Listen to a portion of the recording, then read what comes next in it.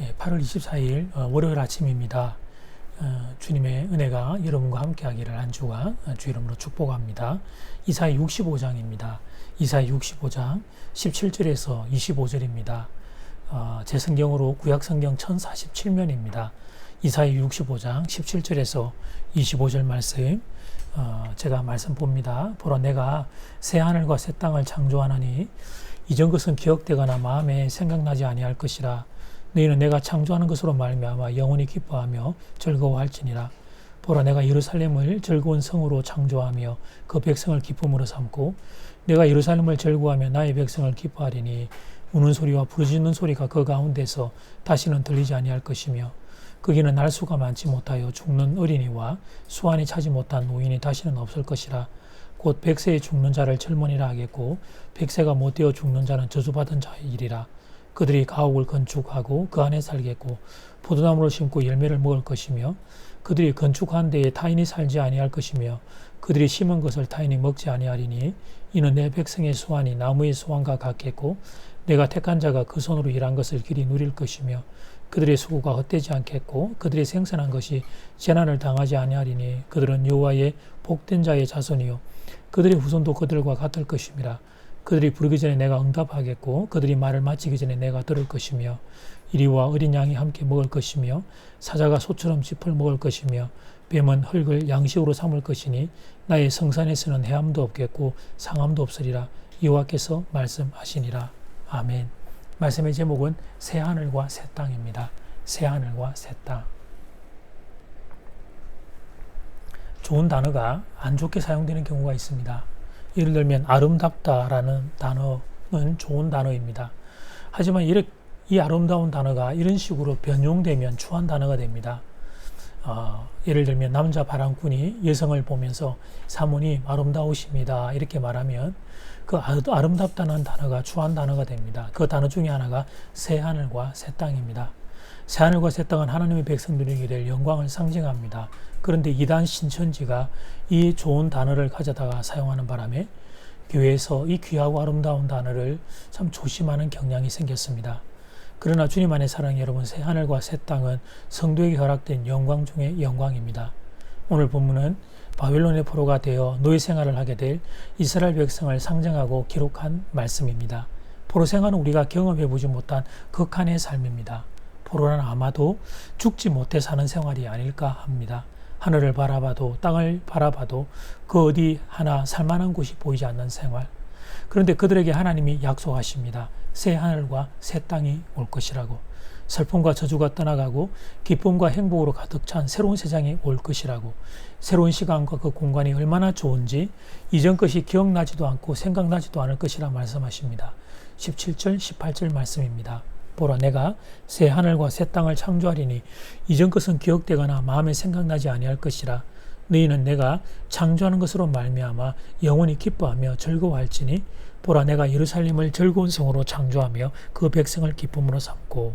첫 번째, 새 하늘과 새 땅에 대한 해석입니다. 본문의 예언이 시기적으로 언젠가를 두고 연구들이 많습니다. 대표적인 시기 세 가지만 소개합니다. 작은 1번, 70년 포로 귀환 이후에 예루살렘의 회복으로 본다는 입장입니다. 바벨론으로 포로로 끌려간 이스라엘 백성들이 간절히 바라는 것은 포로의 석방이었습니다. 그리고 고국으로 귀환해 예루살렘의 회복을 보는 것이었습니다. 그래서 이제 그때 그 날을 새 하늘과 새 땅으로 보는 입장이 있습니다. 작은 두 번째, 교회 시대의 축복을 상징적으로 보여준다는 입장입니다. 예수님이 세상에 오셔서 십자가에 못 박혀 죽으심으로 완전히 새로운 세상이 온다고 보는 입장입니다. 성령의 시대, 교회의 시대입니다. 그때에는 예수 그리스도를 믿는 믿음으로 모든 죄의 결과들이 사라지고 성령의 능력으로 힘있게 사는 시대가 이루어지게 됩니다. 오늘 본문이 바로 그 시대를 상징적으로 묘사하고 있다는 것입니다. 그러니까 하늘에서 성령에 임하는 것이 바로 새 하늘이고 성령으로 사람들이 변화되어 능력 있게 사는 것이 새 땅이라는 해석입니다. 이것은 구약의 성도들은 꿈도 꾸지 못했던 신약 시대 성도만 누릴 수 있는 축복입니다. 그리고 우리가 지금 그 축복을 받아 누리는 사람들입니다. 예수님으로 인하여 죄의 용서를 받았습니다. 그리고 성령님이 우리를 찾아와 내주해 주심으로 성령님과 동행하는 삶이 열렸습니다. 그래서 예수님을 인생의 주인으로 삼고 성령님과 온전히 동행하는 이들에게는 놀라운 일들이 나타나게 됩니다. 안타까운 것은 그럼에도 불구하고 아직은 이 땅에서 우리에게 한계가 있다는 거죠. 우리가 아직 육신을 입고 있기 때문입니다. 그리고 죄에 오염된 죄로 물든 세상에 살고 있기 때문입니다. 그래서 하나님께 그 귀한 선물을 받은 신약시대의 성도들이지만 하나님께 받은 그 축복을 온전히 이 땅에서 누리지를 못합니다. 자연스럽게 세 번째 시기로 넘어가게 됩니다. 작은 세 번째, 그리스도의 재림 후로 보는 입장입니다. 그리스도가 재림하신 후에 이 땅에서 먼저 우리를 떠난 신앙의 선배들이 부활을 하고 우리가 새로운 몸을 입게 될 때에 그때의 복락을 의미한다고 보는 입장입니다.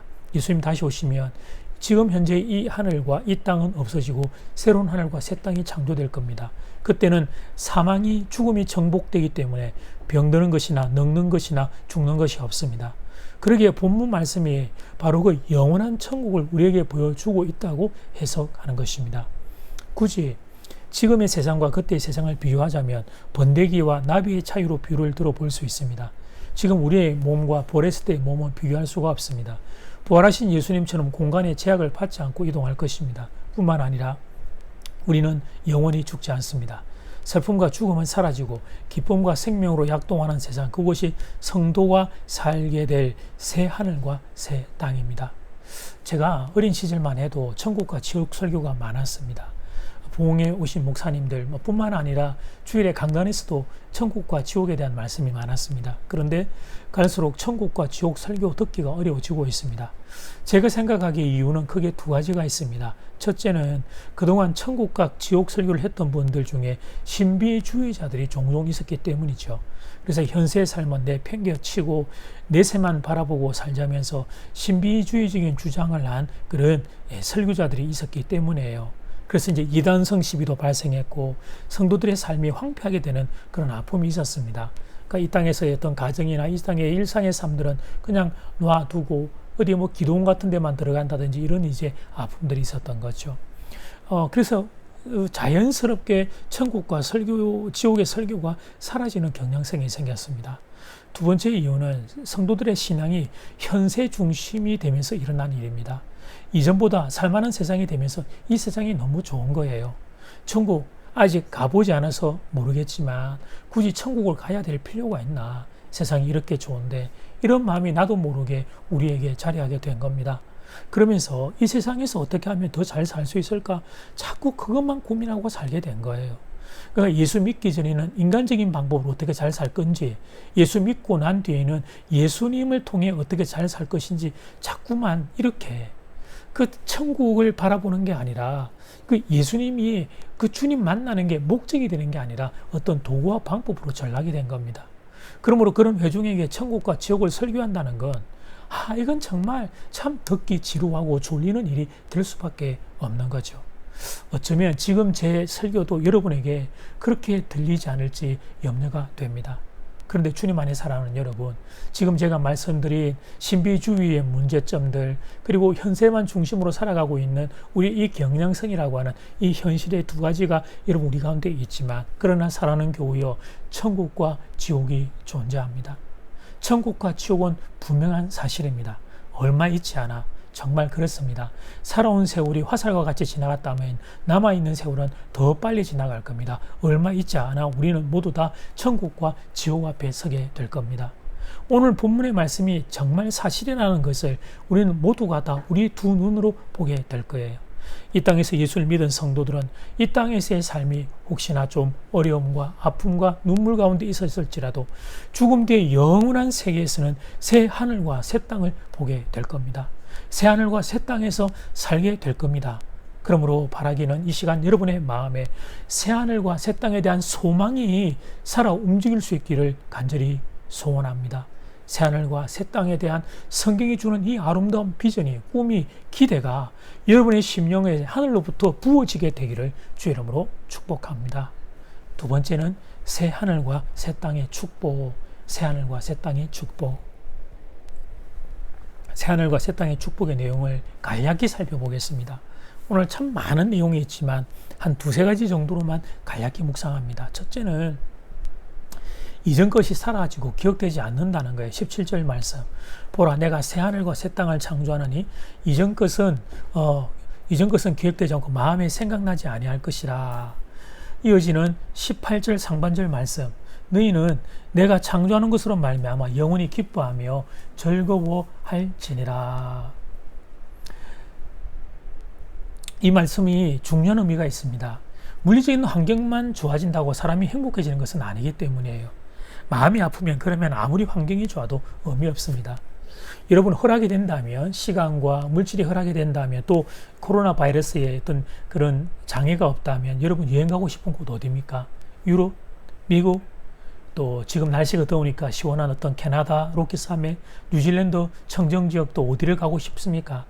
근데 여러분, 아무리 좋은 지역에 또 가서 아무리 좋은 곳에 5성급, 6성급의 호텔에 머물더라도 여러분, 사랑하는 자녀가 중요한 시험에서 떨어졌다면 그 마음은 지옥입니다. 사랑하는 자녀가 인생의 어떤 아픔을 겪고 있다면 그 부모의 마음은 지옥이죠. 이전 것이 기억되지 않는다는 말씀은 인생이기에 겪어야 했던 이전의 아픔과 슬픔이 한순간에 사라진다는 거예요. 그 어떤 마음 아픈 사건도 하나님 안에서 새롭게 해석되는 귀한 은혜가 임한다는 거예요. 그래서 한 성도의 가슴에 멍을 저 자리하고 있던 그 아픔들, 그 슬픔들, 아무리 해도 잊혀지지 않고 지워지지 않는 내 마음 한켠에 자리하고 있던 그 눈물과 슬픔을 우리 주님이 한순간에 기쁨으로 바꾸어 주신다는 거예요. 그래서 오늘 본문을 보면 즐겁다, 기쁘다는 단어가 19절에 한 번 더 반복해 기록되고 있어요. 19절 상반절 말씀, 내가 예루살렘을 즐거워하며 나의 백성을 기뻐하리니, 우리는 우는 소리와 부르짖는 소리가 그 가운데서 다시는 들리지 아니할 것이며. 아멘, 아멘. 그날의 주님이 여러분의 슬픔을 기쁨으로 바꿔주실 겁니다. 그날의 주님이 친히 피 묻은 보혈의 손으로 여러분의 눈물을 닦아 주실 겁니다. 그래서 그 눈물과 아픔이 다 지워지고 하나님 안에서 그 모든 것들이 정말 영광과 기쁨으로 변하게 해석되는 놀라운 일이 일어나게 될 것입니다. 두 번째는 관계 회복이에요. 관계 회복. 첫 번째는 우리의 과거, 슬픔과 아픔이 다 잊혀지고 그게 기쁨으로 변한다면, 두 번째는 관계 회복이에요. 하나님과 사람의 관계 회복, 사람과 사람과의 관계 회복, 더 나아가 사람과 자연과의 관계 회복, 또 자연과 자연과의 관계 회복도 일어나요.